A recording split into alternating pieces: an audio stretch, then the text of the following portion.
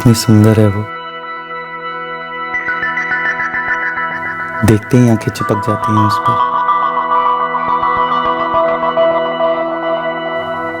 मुझ पर जादू सा कर दिया है उसने।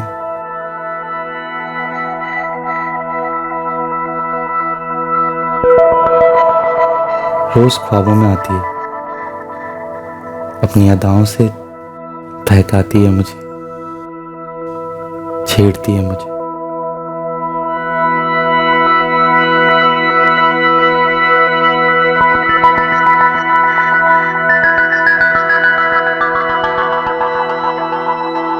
उसके छूने में, उसकी हंसी में एक इशारा है, कुछ कह रही है वो, मुझे बुला रही है। आग दोनों तरफ बराबर लगी है। किसी का मन किसी के लिए मचल रहा था। आकर्षण की पट्टी आंखों पर चढ़ गई थी। कुछ गलत था, कुछ गलत होने जा रहा था। आकर्षण की इस बेकाबू आंधी की दस्तक किसी ने सुनी थी। जो होने जा रहा था उसे रोका जा सकता था। कितनी सुंदर है वो, देखते ही आंखें चिपक जाती हैं उस पर।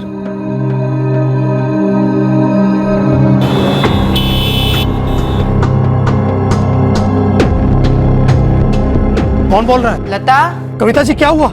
कविता जी हर्ष कहाँ है?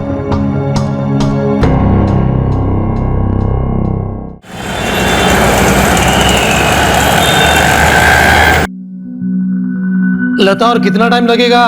देर हो रही है दुकान जाने में। आई, बस हो गया।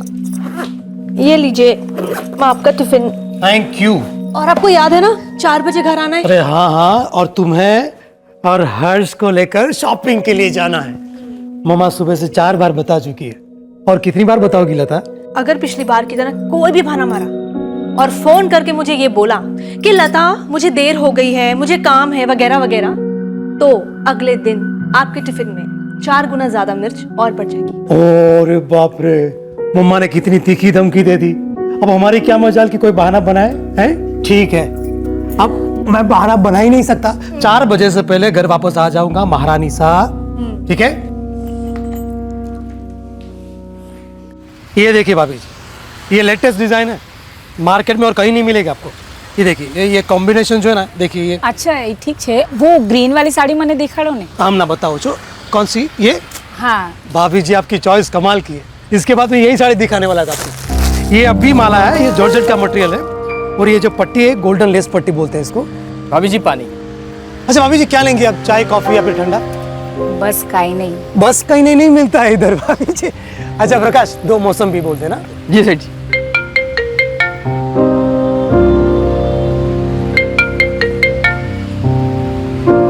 हाँ लता, आपको सिर्फ याद दिलाने के लिए फोन किया था। अरे याद है बाबा, याद है।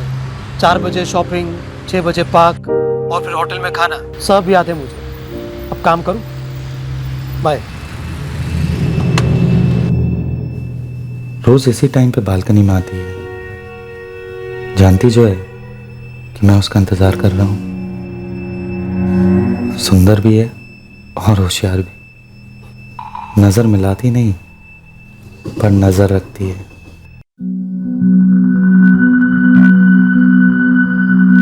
ये बिट्टू मम्मा के लिए बाइट। Good boy. ये किसके लिए? पापा के लिए। प्रकाश, आज मैं दुकान से जल्दी जाऊंगा। वो लता को जरा शॉपिंग के नाम लिया और फोन आ गया। बहुत सारी जिएंगी भाभी। लता, खाना तो चैन से खाने थे। हाँ मुझे याद है 4 बजे आना है। बस याद दिलाना चाहती थी, कहीं आप भूल तो नहीं गए? अरे याद है बाबा, याद है। अब तू थोड़ा सा आराम कर ले और मुझे काम करने दे। फोन रखूं? ठीक है। अरे प्रकाश, आज दिलीप नहीं है? हाँ, उसके किसी दोस्त की माँ बीमार है, इसलिए उसने छुट्टी ले ली। तू अकेला दुकान संभालेगा ना? आप बेफिक्र रहिए सेठ जी, मैं संभाल लूंगा। चंदा है तू, मेरा सूरज है तू, हाँ मेरी आँखों का तारा है तू। लता सुबह से 3 बार अपने पति अरविंद को याद दिला चुकी थी कि आज 4 बजे उन्हें शॉपिंग के लिए जाना है। 3:30 बजे अरविंद को फिर से लता के मोबाइल से कॉल आया। अरविंद को लगा कि ये उसके लिए फाइनल रिमाइंडर कॉल है, लेकिन जब उसने फोन उठाया तो अरविंद पर एक कहर सा टूट गया। प्रकाश, मैं निकल रहा हूँ, जरा संभाल लेना। जी सेठ जी। हाँ लता, बस निकल ही रहा हूँ दुकान से। अच्छा है, सीधा गाड़ी में बैठ और घर पहुंच। कौन बोल रहा है? कौन बोल रहा है जान के क्या करेगा तू? जल्दी घर पहुंच और हाँ 2 लाख रुपए का इंतजाम करते हुए आना। तेरा बेटा अभी तो तकलीफ में नहीं है, पर अगर मुझे पैसे नहीं मिले ना तो तेरा बेटा बहुत जल्दी तकलीफ में आ जाएगा। कौन बोल रहा है? क्यों मजाक कर रहे हो भाई? सीधा घर पहुंच, सब पता चल जाएगा मजाक है या हकीकत। तेरी बीवी तेरे घर पे बेहोश पड़ी है, अगर जल्दी पहुंचा तो बचा पाएगा। बाद में बात करता हूँ। हेलो हेलो, तुम्ही डायल केलेला नंबर बंद आहे।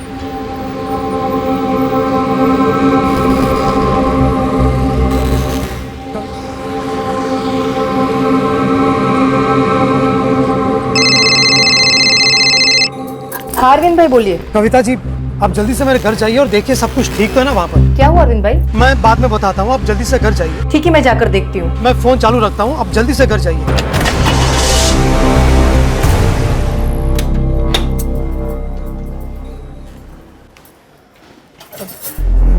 अरविंद भाई, आपके घर का दरवाजा तो खुला है। कविता जी आप जल्दी से अंदर जाइए और देखिए लता और हर्ष ठीक है ना? मैं बस पहुंच ही रहा हूँ वहाँ पर। मैं दरवाजे के पास ही हूँ अरविंद भाई, पर यहाँ से कुछ दिख नहीं रहा है। डरिए मत कविता जी, आप अंदर जाइए, मैं बस पहुंच ही रहा हूँ। शायद लता बेहोश हो गई है और उससे आपकी मदद की जरूरत है। ठीक है, मैं अंदर जाकर देखती हूँ।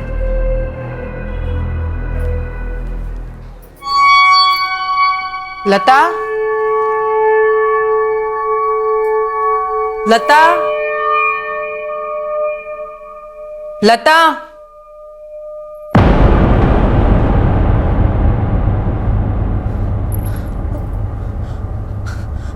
खून, खून।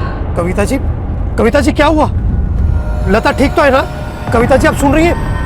कविता जी हेलो।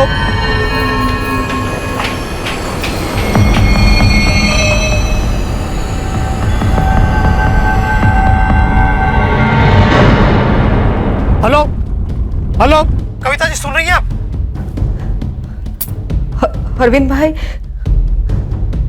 लता लता यहाँ जमीन पर पड़ी है, खून से लथपथ। क्या?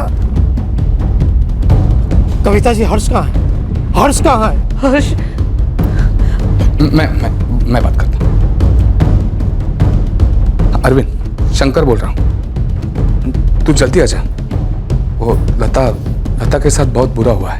अरे लेकिन हुआ क्या, ये तो बताइए। उसकी सांस नहीं चल रही है, शायद मर गई है वो। क्या कह रहे हैं आप? I'm sorry अरविंद, उसकी सांस नहीं चल रही है, खून बहुत बहा है और पूरे घर में मैंने देखा हर्ष कहीं नहीं है। तू जल्दी आ जा अरविंद। हाँ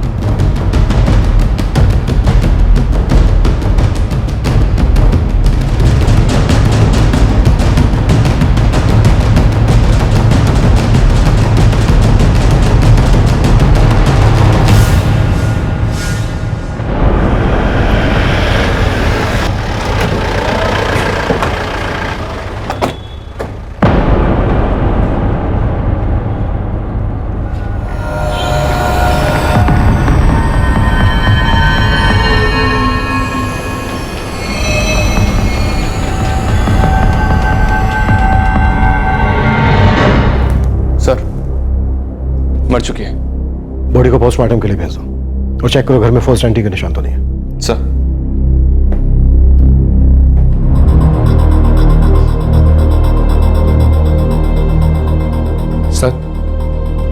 मेरा नाम शंकर है सर।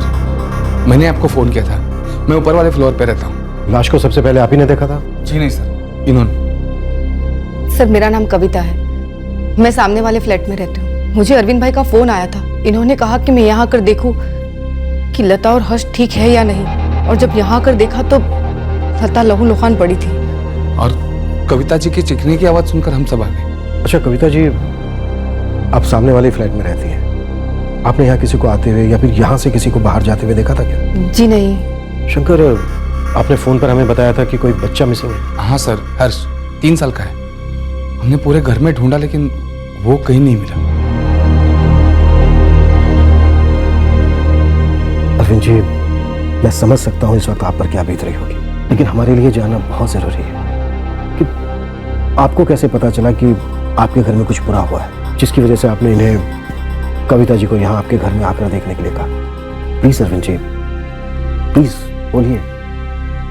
किसी का फोन आया था। किसका किसका फोन आया था? पता नहीं, लेकिन लता के फोन से आया था।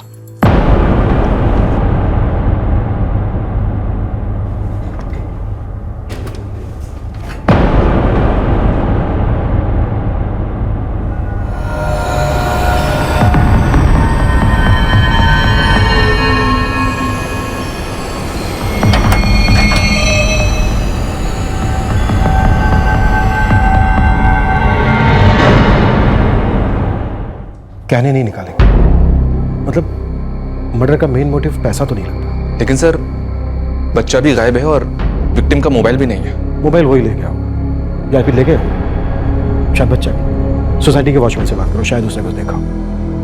मैं भी अरविंद से दोबारा बात करने की कोशिश करता हूँ। सर,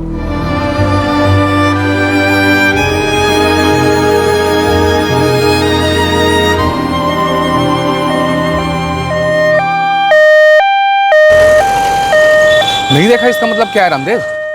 कोई सोसाइटी में दिन दहाड़े घुसा है तुमने नहीं देखा, कोई हर्ष को लेकर चला गया तुमने नहीं देखा। अगर तुम कुछ देखते ही नहीं हो तो किस काम के वॉचमैन हो तुम? एक मिनट, आप रुकिए, मैं बात करता हूं इससे। दोपहर में 3 से 4 के बीच तुम गेट पर थे या नहीं? इन बिल्डिंगों का वॉचमैन मैं ही हूँ। 3 बजे के करीब मैं उस बिल्डिंग में गया था टंकी का नल बंद करने, शायद उस समय कोई आ गया होगा। कोई रजिस्टर वगैरह भी मेंटेन नहीं करते हो तुम? एक रजिस्टर था साहब, लेकिन 3 महीने पहले वो भर गया। मैंने सेक्रेटरी साहब से कई बार बोला, सोसाइटी जब कोई रजिस्टर नहीं देगी तो कहाँ मेंटेन करूंगा। अच्छा, यहाँ बिल्डिंग में कहीं कोई सीसीटीवी कैमरा लगा हुआ है? अरे सर, सीसीटीवी का कोटेशन तो कई बार मंगवा चुके हैं। ये लोग मेंटेनेंस देने के लिए खिचखिच करते हैं। ऐसे में सीसीटीवी का खर्चा करने के लिए सबको मनाना मुश्किल है सर। सुबह से 3 बार लता का फोन आया था। वो ठीक थी, बहुत खुश थी। जब मैं दुकान से निकल रहा था तो उसके फोन से फिर से एक कॉल आया, लेकिन इस बार किसी आदमी का था। क्या कहा था उसने? उसने कहा कि लता बेहोश हो गई है और 2 लाख रुपए मांगे हर्ष के लिए। क्यों किया उसने ऐसा? क्यों मार डाला मेरी लता को? जरा याद करके बताइए, वो आवाज आपको कुछ जानी पहचानी लगी? पहले कभी सुनी थी वो? नहीं, ये आवाज मैंने पहले कभी नहीं सुनी। कोई ऐसा है जिसका आपके घर पर आना जाना हो, आपके सामने आपके पीछे? कोई दोस्त, कोई रिश्तेदार आपका या फिर लता जी का? नहीं, मेरे ज्यादातर दोस्त तो मेरे बिजनेस सर्कल में ही, और किसी का मेरे घर पे आना जाना शायद ही कभी होता है। और मेरे सारे रिश्तेदार गांव में हैं, राजस्थान। वो जब गांव से आते हैं तो पहले बता कर ही आते हैं। सेठ जी, सेठ जी, सेठ जी, ये सब क्या हो गया सेठ जी? तुम कौन हो? मैं प्रकाश, सेठ जी की दुकान में काम करता हूँ। The number you have called is currently switched off. Please try again later. Society में सिक्योरिटी गार्ड तो सिर्फ नाम का है, आधे टाइम तो वो गेट पर ही नहीं होता है। और बिल्डिंग में कहीं भी सीसीटीवी कैमरा नहीं है। मुझे तो लगता है सर, कातिल के लिए बिल्डिंग में दाखिल होना और बच्चे को अपने साथ लेकर फरार हो जाना कोई बहुत मुश्किल काम नहीं रहा होगा। लता का फोन ऑन हुआ? नहीं सर, कई बार ट्राई किया है पर अभी तक स्विच ऑफ है। ये नंबर सर्विलेंस को फॉरवर्ड करो और उनसे कहो कि इमीडिएटली ट्रेस करें। फिरौती के लिए इस नंबर का दोबारा इस्तेमाल हो सकता है। जी सर। एक बात और, घर में कहीं भी फोर्स्ड एंट्री के निशान नहीं मिले सर। हो सकता है कातिल जान पहचान वाला हो। लेकिन अरविंद का कहना है कि उसे ये आवाज जानी पहचानी नहीं लगी और उसकी किसी के साथ कोई दुश्मनी नहीं है। मर्डर की असली वजह क्या हो सकती है? चलो एक बार को अगर हम मान भी लें कि किडनैपिंग पैसों के लिए की गई है, लेकिन सर अगर सिर्फ पैसों की बात होती तो कातिल विक्टिम के गहने छोड़ के क्यों जा रहा? और कबर्ड को भी खोलने की कोशिश नहीं की गई है। सुरभि, एक बात तो पक्की है, अरविंद और लता में से कोई एक तो उस आदमी को जानता था। या तो पुरानी दुश्मनी हो सकती है, या फिर कोई ठुकराया हुआ आशिक, या फिर सेठ जी, भाभी जी के नंबर से फोन आ रहा है। अरविंद जी, ज्यादा से ज्यादा देर बात करने की कोशिश करें ताकि हमें वक्त मिल सके लोकेशन ट्रेस करें। हेलो, पैसे का इंतजाम हो गया या बीवी की याद में अब तक आंसू बहा रहा था? मेरा बेटा हर्ष कहाँ है? अभी तक तो मेरे पास है, लेकिन पैसे नहीं मिले ना तो बहुत जल्द उसको भी उसकी माँ के पास पहुंचा दूंगा। देखो इस वक्त मेरे पास इतने पैसे नहीं, तो इंतजाम कर जल्दी।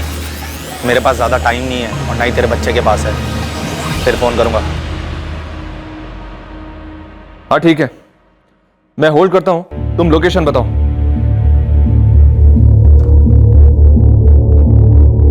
सर, फोन की लोकेशन विक्रोली रेलवे स्टेशन के आसपास की थी।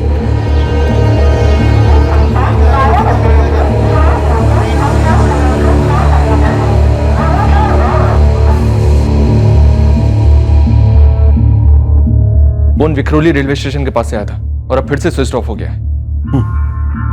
अरविंद जी, इस बार आपकी उससे थोड़ी ज्यादा देर बात हुई। उसकी आवाज आपको पहचान में आई क्या? पता नहीं सर, सुनी भी होगी तब भी पहचान नहीं पा रहा मैं। और सर मेरी किसी से ऐसी दुश्मनी ही नहीं कि कोई मेरी बीवी को इस तरह मार दे, मेरे बच्चे को अगवा कर ले।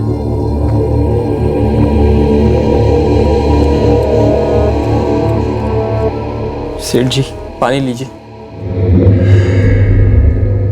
अरविंद जी, वो आदमी बहुत शातिर है। अपना फोन इस्तेमाल करने के बजाय आपकी वाइफ का फोन इस्तेमाल कर, ताकि उसकी पहचान छुपी रहे। लेकिन आप भरोसा रखें हम पर, हम आपके बेटे हर्ष को वापस ला कर आएंगे। लेकिन आपको हमारा साथ देना होगा। जोर डालिए दिमाग पर, सोच के हमें बताइए कि कौन हो सकता है वो आदमी। क्या कहूं मैं सर आपसे, मैंने किसी का कुछ नहीं बिगाड़ा, क्यों कोई मेरे परिवार के पीछे पड़ा हुआ? सर सारे पड़ोसी से बात की है, सब लता और अरविंद इन दोनों के बारे में अच्छा ही कर रहे हैं। राजस्थान से बिलोंग करते हैं, सीधे साधे लोग हैं। सुरभि, मुझे फिक्र हो रही है। वो स्टेशन के पास से फोन कर रहा था, मतलब पब्लिक प्लेस है। वो ऐसी जगह पर बच्चे को लेकर घूमने का रिस्क क्यों लेगा भला? बच्चा चिल्ला सकता है, वो लोगों की नजरों में आ सकता है। हो सकता है सर बच्चा किडनैपर को जानता हो। कोई तुक नहीं है इन बातों का। अगर वो इतना ही करीबी था तो अरविंद जी के ख्याल में क्यों नहीं आ रहा? उसने मर्डर किया, किडनैपिंग की, लेकिन घर में चोरी नहीं की, लता के गहने भी नहीं लिए, और अब फिरौती मांग रहा है। ये एग्जैक्टली चाहता क्या है?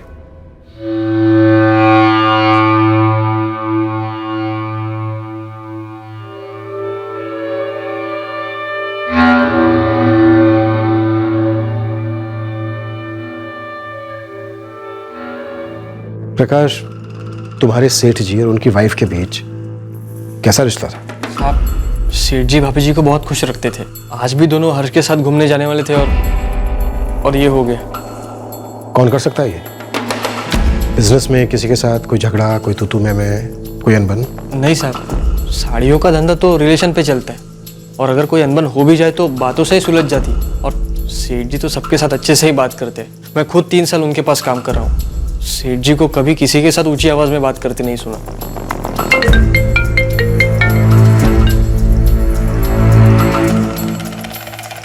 अरविंद जी, उससे कहो कि आप पैसे देने के लिए तैयार हैं। बस एक बार अपने बेटे हर्ष से बात करना चाहते हो, ठीक है?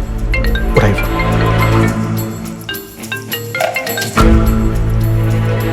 हेलो, पैसे तैयार है? बोलता क्यों नहीं? पैसे तैयार है या नहीं? सर, वो भांडुप रेलवे स्टेशन के पास है।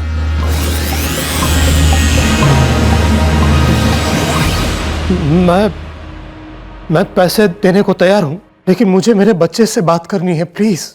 भांडुप स्टेशन के पास से बोल रहे हैं। हर्ष की एक फोटो शिवा को दो और उससे कहो कि अपनी एक टीम लेकर भांडुप स्टेशन पहुंचे। क्विक। सर, अरे ये बातें बातें सब पैसा मिलने की बात करते रहना। पर मैं कैसे मान लूं कि मेरा बेटा सही सलामत है, अगर तुमने उसे भी... आखिर कौन हो तुम? क्यों मार दिया मेरी बीवी को? क्या दुश्मनी है मुझसे? सुन, ठंडा हो जा, वरना मैं गर्म हो गया ना तो तू जानता क्या हो सकता है। एक ही दिन में 2 चिताएं जलाना चाहता है क्या तू? नहीं नहीं नहीं, एक बार मुझे हर्ष की आवाज सुना दो, मुझे तसल्ली हो जाए कि वो ठीक है। पहले पैसे दे, फिर तसल्ली करते रहना। और हाँ, ये बार्गेनिंग ना अपनी दुकान में करना, मेरे आगे नहीं, समझा? ज्यादा से ज्यादा देर बात करो ताकि हमें वक्त मिल सके। हेलो? हेलो? सुन नहीं रहा है तू? लगता है तुझे बच्चे में दिलचस्पी नहीं है। कहे तो गला काट के भिजवा दूं तुझे। नहीं नहीं, मैं समझ गया आपकी बात। मैं पैसे देने को तैयार हूं, लेकिन मुझे थोड़ा सा वक्त चाहिए। ठीक है, 1 घंटे बाद फिर फोन करता हूँ, लेकिन तब अच्छी खबर सुनाना, बुरी नहीं, वरना बुरी मैं सुनाऊंगा, समझा? Hello hello.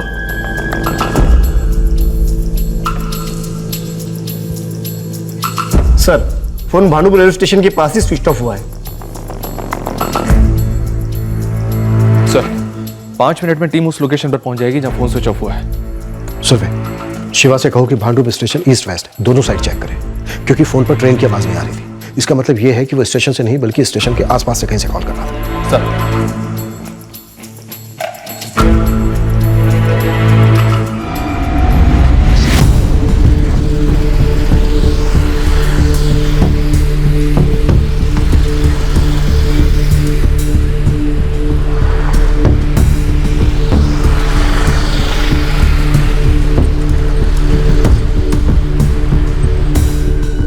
सर, मैं अपनी बीवी को खो चुका हूं, अब अपना बच्चा नहीं खोना चाहता। अरविंद जी, कुछ नहीं होगा ऐसा, ट्रस्ट मी, भरोसा रखिए हम पर। आप बस एक बैग तैयार कीजिए, वो जहां भी बुलाएगा हम जाएंगे। सर, उसकी बातों से मुझे लगता है कि वो बिना पैसे लिए हर्ष को नहीं छोड़ेगा, और मेरे पास मुश्किल से 50,000 रुपये होंगे। इतने पैसे काफी हैं। अरविंद जी, आप बस एक बैग लेकर आइए, पैसे मुझे दीजिए, हम बैग अपने तरीके से भरेंगे, ठीक है?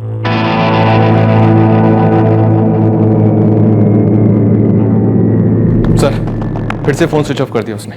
सुरवे, इस आदमी ने एक बार भी अरविंद से यह नहीं कहा कि पुलिस को कुछ मत बताना। ये बात थोड़ी अजीब नहीं लग रही? अजीब तो है, शायद over confidence.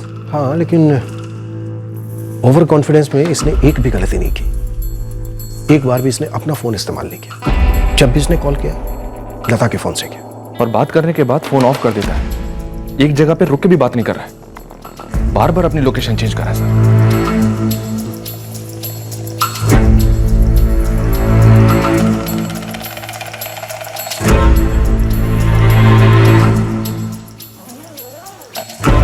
Arvind ji. Sir, लेकिन उसे पता चल गया कि अंदर रुपयों की जगह अखबार भरे हुए हैं, तो कहीं वो हर्ष को। आप बिल्कुल चिंता मत कीजिए, हम उसे बैग लेकर भागने का मौका ही नहीं देंगे। अच्छा अरविंद जी, प्रकाश पर कितना भरोसा है? प्रकाश ऐसा बिल्कुल नहीं कर सकता, मुझे पूरा विश्वास है उस पर। मुझे तो विश्वास नहीं होता सेठ जी जैसे भले आदमी के साथ कोई ऐसा कर सकता है। स्टाफ में ऐसा कोई आदमी है जो अरविंद से किसी बात को लेकर नाराज था? नहीं साहब, मैंने बताया ना, सेठ जी सबके साथ अच्छा बर्ताव करते हैं, और दुकान में काम करने वाले तो मैं और मेरा भाई हम दोनों ही हैं, और सेठ जी हम दोनों का बहुत अच्छा ख्याल रखते हैं। ये बंदा जिस तेजी के साथ एक स्टेशन से दूसरे स्टेशन ट्रैवलिंग कर रहा है, उससे तो मुझे यही लग रहा है कि शायद बच्चा इसके पास आई नहीं। या ये भी हो सकता है कि इसने बच्चे को कहीं छुपा दिया। कहीं ऐसा तो नहीं है कि बच्चे के साथ इसने कुछ कर दिया हो? उम्मीद करता हूं मेरा शक गलत हो। एक 3 साल के बच्चे की जान दांव पर लगी थी। पुलिस को शक था कि हर्ष किडनैपर के साथ नहीं है, तो फिर कहां था हर्ष? क्या हुआ था उसके साथ? अब पुलिस और अरविंद इंतजार कर रहे थे कॉलर के अगले फोन का।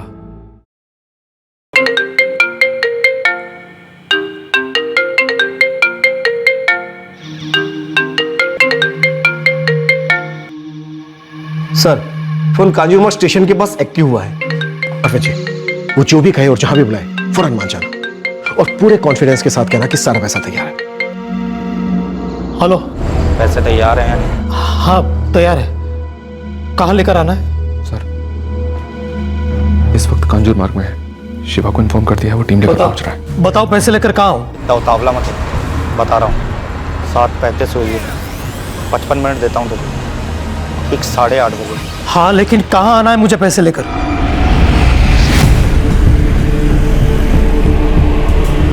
LBS रोड पर कांजूर मार्ग के पास एक कृष्ण भगवान का मंदिर है, पता है तुझे? अगर नहीं पता है तो पता कर लेना। नहीं नहीं, पता है मुझे। उस मंदिर से थोड़ा आगे आएगा तो एक बड़ी जगह आएगी जहाँ पर गाड़ियाँ और बसेस पार्क होते हैं, बस वहीं आ जाना। वहीं बस पार्किंग में पेड़ को लगकर एक छोटा झोपड़ा है, पैसे बैग में डाल और बैग झोपड़े के पास रख दे। हाँ, लेकिन मेरा बेटा पैसे मिलने के ठीक 2 घंटे बाद तेरा बेटा तुझे पार्सल कर दूंगा। फिक्र मत कर, जिंदा भेजूंगा। लेकिन पैसे लेने के बाद तुमने मेरा बेटा नहीं लौटाया तो? तेरी साड़ी की दुकान नहीं है जब मोल भाव होता हो। मैंने बोला वो करना पड़ेगा। तेरे पास कागज के टुकड़े हैं और मेरे पास तेरे कलेजे का टुकड़ा। और सुन, अगर तूने पैसे पूरे दे दिए और मेरा भरोसा नहीं तोड़ा तो मैं भी तेरा भरोसा नहीं तोड़ूंगा, ये वादा रहा। तुझे तेरा बेटा तेरी बीवी के मोबाइल के साथ भेज दूँ। उसकी आखिरी निशानी समझ के रख लेना। हेलो हेलो,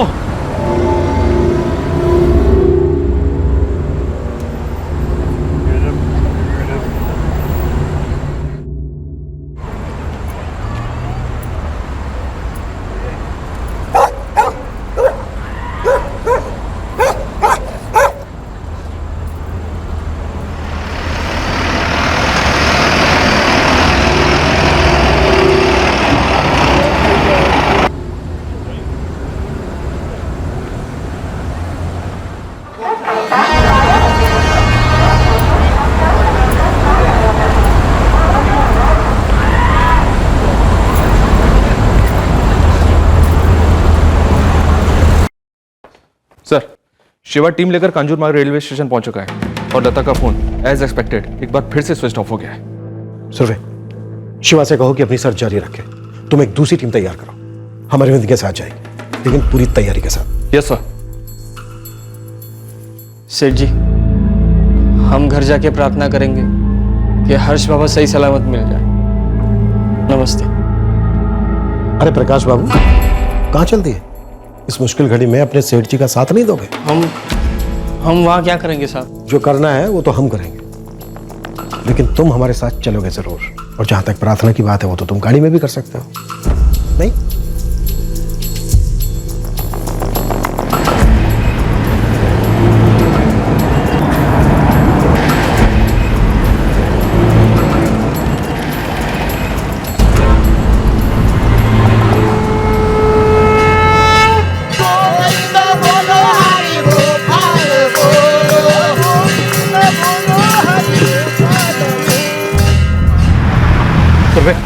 सर, हम पार्किंग एरिया से आगे रुकेंगे और अंदर जाने से पहले पूरा एरिया मुआयना करते हुए चलेंगे। हो सकता है उस आदमी ने पहले से फील्डिंग लगा के रखी हो। Right sir.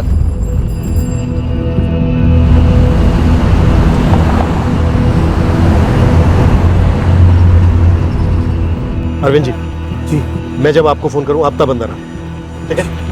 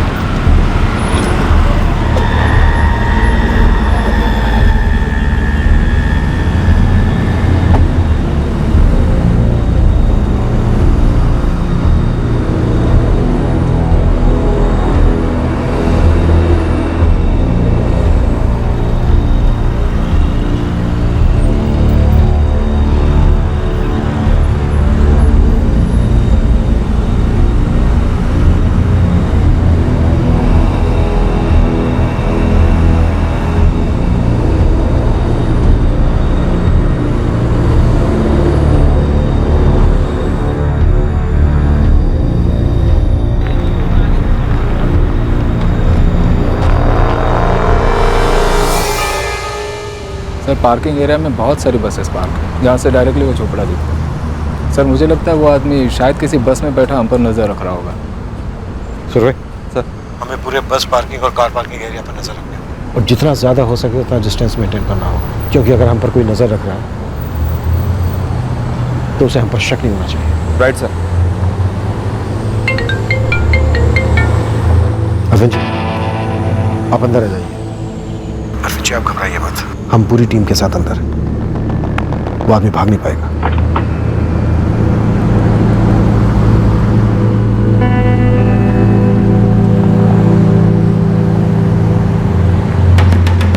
सब लोग अलर्ट, कोई भी बसेस के अंदर दाखिल नहीं होगा।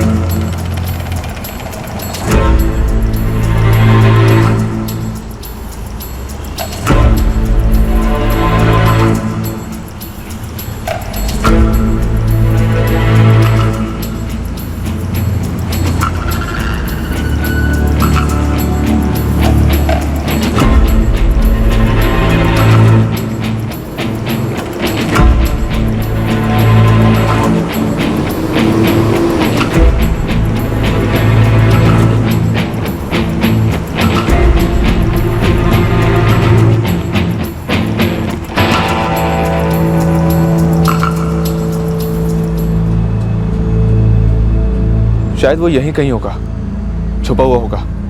डरता होगा कि कोई उसे देख ना रहा हो। देखते हैं कब तक सब्र कर पाता है वो। कहीं कहीं बस में छिपा बैठा होगा, मौका तलाशा होगा कि जैसे ही मौका मिले बैग उठा कर ले जाओ। सर कोई आ रहा है। सब अलर्ट, कोई चूक नहीं होनी चाहिए।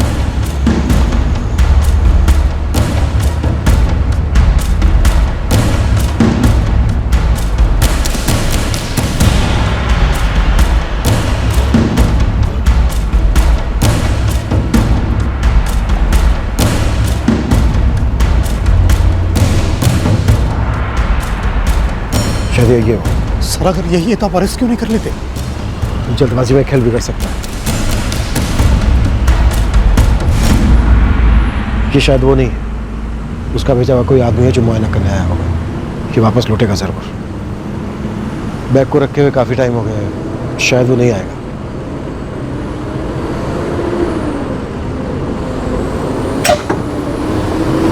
लगता है कोई आ रहा है। सब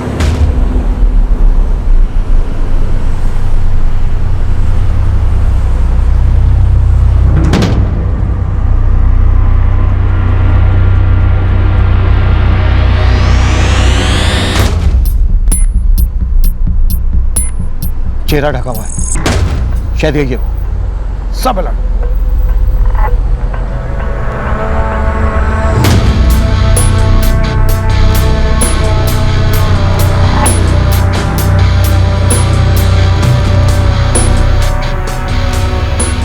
सर ये तो सीधे आ रहा है मेरी तरफ। आ नहीं रहा है, सूंघ रहा है।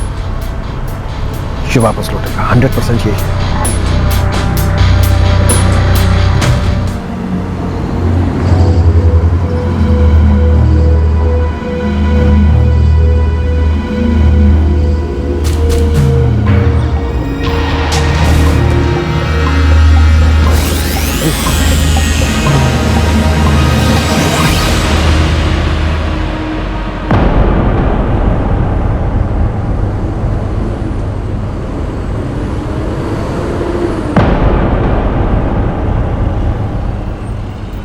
क्या हो?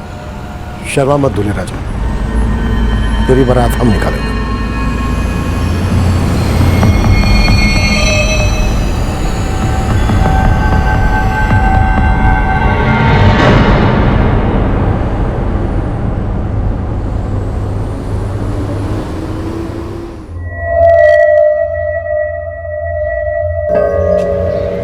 कौन सा दोस्त है जिसके लिए तू इस तरह अचानक छुट्टी ले रहा है?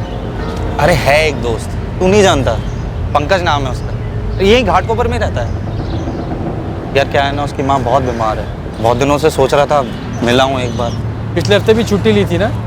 बस ये आखिरी छुट्टी है, इसके बाद नहीं कहूँ। और वैसे भी तो बीमार से मिलने जा रहा हूँ, कौन सा मज़े करने जा रहा हूँ यार। हाँ हाँ ठीक है, मिला तो एक काम करते, साथ में ही चलते। मैं थाने उतर जाऊँगा, तू घाटकोपर चले जाना है। नहीं यार तू जाना, मैं ज़रा चाय नाश्ता करके जाता हूँ। तू एक काम करना, तू दुकान पे जा, मैं तुझे शाम को मिलता हूँ ना घर पे। सेठ जी को बताना मत भूलना कि मैं छुट्टी ले रहा हूँ आज। ठीक है। अरे प्रकाश, आज दिलीप नहीं है? सेठ जी उसके किसी दोस्त की माँ बीमार है। दिलीप, तूने किया ये सब? आप जानते हैं इसे? ये दिलीप है, प्रकाश का चचेरा भाई, मेरी दुकान में ही काम करता है। आज छुट्टी ली थी इसने? बेटा कैसे गिर सकता है तू दिलीप? क्या किया तूने? हर्ष कहाँ है? हर्ष कहाँ है? मुझे नहीं मालूम, मैंने कुछ नहीं किया। तुझे नहीं पता? कुछ नहीं किया तूने? देख, तेरा खेल खत्म हो गया दिलीप। सीधी तरह से बता दे बच्चा कहाँ है, क्या किया तूने बच्चे के साथ?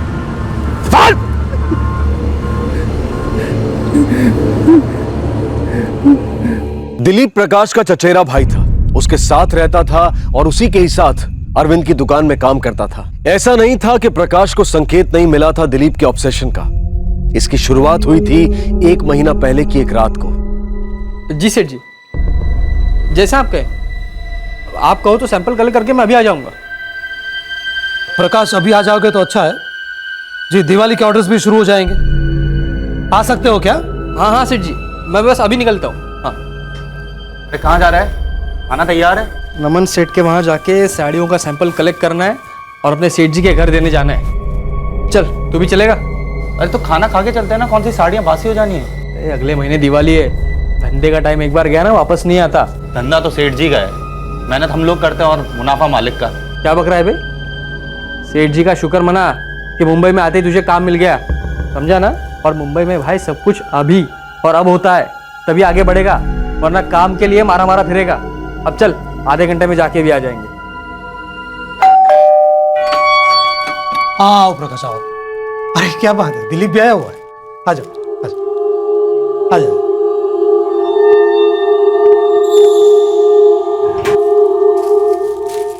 एक दो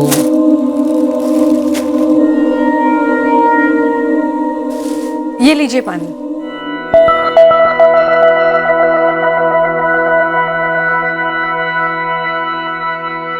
अच्छा प्रकाश, ये दो साड़ियों का ऑर्डर नमन सर को दे देना। ये चीज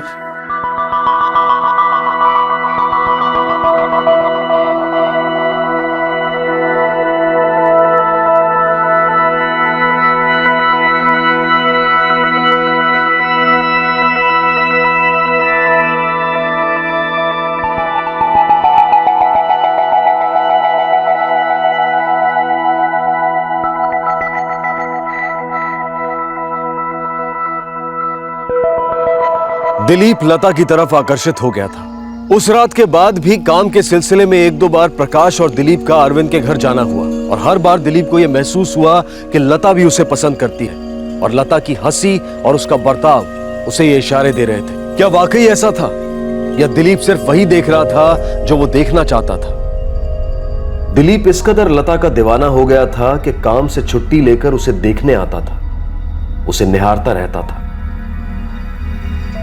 वारदात की पिछली रात ही दिलीप ने लता के बारे में प्रकाश से बात की थी। प्रकाश को इसे एक दस्तक समझना चाहिए था। कितने दिन हुए हम सेठ जी के घर नहीं गए, बड़ा मन कर रहा है वहां जाने का। क्यों? लता भाभी से मिलना है। क्या बक रहा है बे? कहना क्या चाहता है? बस देखना चाहता हूँ लता को, और देखना भी क्या बुराई है? बुराई है, हमारे सेठ जी की बीवी है वो, हमारी भाभी है। भाभी होगी तेरी, मेरी तो। दिमाग ठिकाने पे तेरा? क्या बोले जा रहा है, होश में तो है? अरे होश ही तो नहीं है यार, पता है सपने में आती है मेरे, और रात भर सताती है। यार प्यार हो गया उससे, और एक बात बताऊं, उससे भी हो गया है। तेरा दिमाग खराब हो गया, इसीलिए ऐसी बहकी बहकी बातें कर रहा है तू। अबे नहीं यार, कसम से सच बोल रहा हूँ, वो भी मुझे पसंद करती है। और ये गलतफहमी तुझे कैसे हुई? तूने देखा नहीं? अरे जब भी हम उसके घर जाते हैं कैसे इशारे करती है मुझे, और पानी की ट्रे तो तेरे सामने रख देगी, लेकिन पानी का गिलास अपने हाथों से मुझे देती है। पूछ क्यों? ताकि मैं उसे छू सकूं यार। ये बंद कर तेरी ये बकवास, ये सब तेरा वहम है, समझा ना? भाभी का स्वभाव अच्छा है, जरा सी तेरे साथ क्या हंस के बात कर ली, तू तो हवाई के लिए बनाने लग गया। अपने काम पे ध्यान दे, समझा ना? तभी आगे बढ़ पाएगा।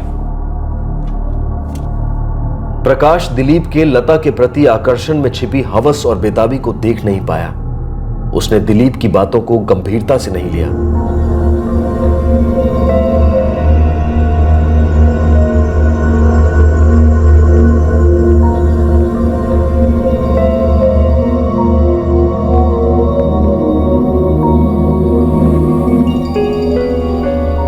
प्रकाश को अंदाजा था कि दिलीप के दिमाग में क्या चल रहा है, लेकिन उसने यह नहीं सोचा था कि दिलीप इस हद तक जा सकता है।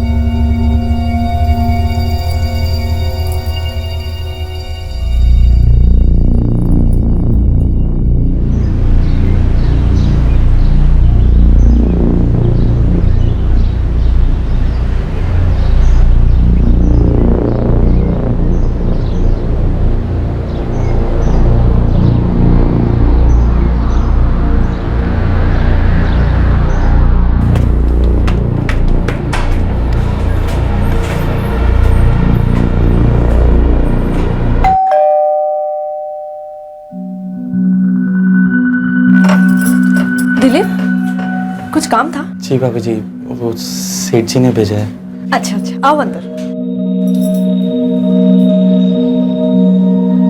अभी थोड़ी देर पहले ही मेरी सेठ जी से बात हुई, उन्होंने मुझे तो कुछ नहीं बताया। दिलीप, क्या चाहिए तुम्हें? वही जो तुम्हें भी चाहिए।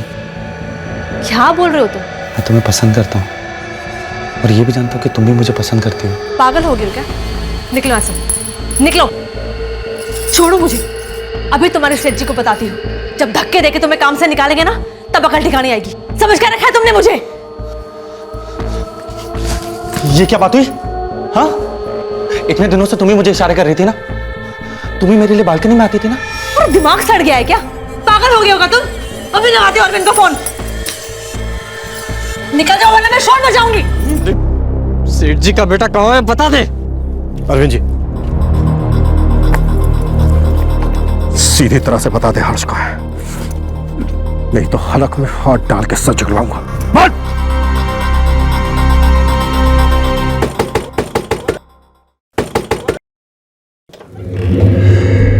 अरे दिलीप, कितनी देर? कौन है ये लोग और बात क्या है? तुम पंकज हो? जी। हर्ष है यहाँ पर? हाँ, अंदर ही है। अरे पर हर्ष, मेरा बच्चा।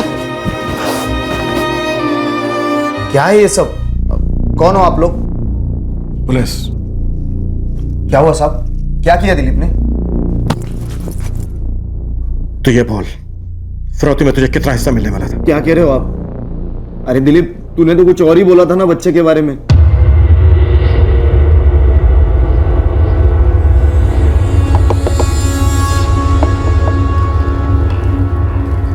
अरे दिलीप, ऐसा अचानक? और ये बच्चा किसका है? यार अच्छा हो पंकज, तो घर पे ही मिल गया यार। पर बात क्या है? यार मेरे सेठ जी की दुकान में आग लग गई है, वो बुरी तरह से जल गए। उनकी हालत नाजुक है, इसलिए उनको अंधेरी के बड़े अस्पताल में भर्ती करा है। और भाभी जी भी वहीं हैं। जाते वक्त अपना बेटा मुझे दे गई थी संभालने के लिए। यार मुझे तुझसे थोड़ी मदद चाहिए। हाँ बोल। यार दुकान में साड़ियों का बहुत बड़ा स्टॉक है, मुझे जल्दी जाके निकालना पड़ेगा वरना सब बर्बाद हो जाएगा। तू और भाभी एक काम कर सकते हो, इस बच्चे को थोड़ी देर के लिए संभाल लो। मैं शाम से इसे फोन लगा रहा हूँ लेकिन ये उठा ही नहीं रहा था। आप पूछिए ना इससे, पूछिए मैंने कितने फोन किए इसे। साहब इसे मेरे हवाले कर दीजिए, मैं इसे काट के फेंक दूंगा नाली में साले को। अरविंद जी आपका गुस्सा मैं समझ सकता हूं, लेकिन जज्बाती मत होइए। ये सोचिए कि अब हर्ष को आपको अकेले संभालना है, और जहां तक इसकी बात है, इसे अब हम देख लेंगे। मुझे ने यही बात अपने कन्फेशन में कबूल की। हमने उसके पास से एक चाकू भी बरामद किया है। लेकिन आपने जैसा बताया था सेक्सुअल असॉल्ट के कोई निशान नहीं मिले। व्हाट? लेकिन डॉक्टर, दिलीप ने हमसे खुद कहा है कि उसने लता के साथ रेप किया है। हाँ, लेकिन पोस्टमार्टम रिपोर्ट में ऐसी कोई बात सामने नहीं आई। हाँ, विक्टिम की ओर से रेजिस्टेंस हुआ था और उसके निशान उसके हाथों पर मिले, लेकिन सेक्सुअल असॉल्ट के कोई निशान नहीं मिले। साहब कड़ी से कड़ी सजा दीजिएगा उसको। मैं सोचा नहीं था इस हरकत पे उतर आएगा। सेठ जी ने मुझ पे भरोसा किया और उसको काम पे रखा, और उसने ऐसा किया। मैं समझ सकता हूं इस वक्त तुम क्या महसूस कर रहे हो। देखो, कानून दिलीप को उसके की सजा जरूर देगा, लेकिन मैं एक बात कहना जरूर चाहूंगा। तुम्हें पहले से पता चल गया था कि दिलीप क्या सोच रखता है लता को लेकर। अगर तुम थोड़ा सतर्क रहे होते, तुमने कोई कदम उठाया होता, तो शायद वो नहीं होता जो हुआ। साहब मुझे लगा वो थोड़ा बहक गया है, अपने आप समझ जाएगा। अगर ये बात तुमने अरविंद से शेयर की होती और अरविंद ने लता से, तो लता ने शायद दिलीप को घर के अंदर ही नहीं लिया होता। देखो, मैं ये बिल्कुल नहीं कह रहा हूं कि तुम दोषी हो, लेकिन हाँ, ये भी सच है, तुमने खतरे की दस्तक सुनी थी, लेकिन सुनकर अनसुनी कर दी। पुलिस को पंकज के खिलाफ कोई सबूत नहीं मिला जिससे यह पता चले कि वो इस किडनैपिंग में शामिल था। उसे रिहा कर दिया गया। दिलीप ने अपने कन्फेशन में कबूल किया कि उसने लता को मारने से पहले उसका रेप किया था। दिलीप पर हत्या के लिए आईपीसी की धारा 302, अपहरण के लिए धारा 363, फिरौती के इरादे से अपहरण करने के लिए धारा 364A और जबरदस्ती किसी के घर में घुसने के लिए धारा 450 लगाई गई है। पोस्टमार्टम की रिपोर्ट नेगेटिव होने की वजह से बलात्कार की धारा 376 अब तक इसमें नहीं जोड़ी गई, लेकिन बॉडी का दोबारा पोस्टमार्टम कराया गया है और उसकी रिपोर्ट आनी अभी बाकी है। दिलीप इस वक्त जुडिशियल कस्टडी में है। मुजरिम की गिरफ्तारी के बाद उसके पास बिहेवियर की स्टडी करके यह कह देना आसान है कि उस शख्स के बर्ताव में आपराधिक मानसिकता पहले से ही झलकती थी। या फिर जिस रवैये से वो अपनी जिंदगी जी रहा था, कभी ना कभी उसका जुर्म की गलियों में भटक जाना मुमकिन था। लेकिन अंजाम भुगतने के बाद अतीत में से सीख लेने से क्या यह बेहतर नहीं है कि इस बिहेवियर स्टडी को पहले से ही काम में लाया जाए? इंसान का अनुचित बर्ताव अगर आने वाले खतरे की संभावना दर्शाता है, तो क्यों ना इंसान के गलत रवैये पर पहले से ही गौर किया जाए। हो सकता है कि भविष्य में होने वाली किसी अनहोनी का अंदेशा मिल जाए और वक्त रहते इंसान अपनी बेहतरी के लिए कोई कदम उठा सके। अंग्रेजी में कहावत है, conduct is the best proof of character. इंसान के व्यवहार में उसका व्यक्तित्व नजर आता है। हम ये बिल्कुल नहीं कह रहे कि हर व्यक्ति के बर्ताव को, उसके हर जेस्चर को शक की नजर से देखना चाहिए, लेकिन संदिग्ध आचरण को वक्त रहते पहचानना और उसकी दस्तक सुनकर सतर्क हो जाना बेहद जरूरी है। अब मैं अनूप सोनी आपसे विदा लेता हूं। फिर मुलाकात होगी अगले एपिसोड में एक और चौंका देने वाले केस के साथ। तब तक सतर्क रहें, सुरक्षित रहें और देखते रहें क्राइम पेट्रोल सतर्क। सबक एक को सीख हम सबको। जय हिंद। इस तरह के और भी एपिसोड देखने के लिए हमारे चैनल को सब्सक्राइब करें और बेल आइकन दबाना ना भूलें।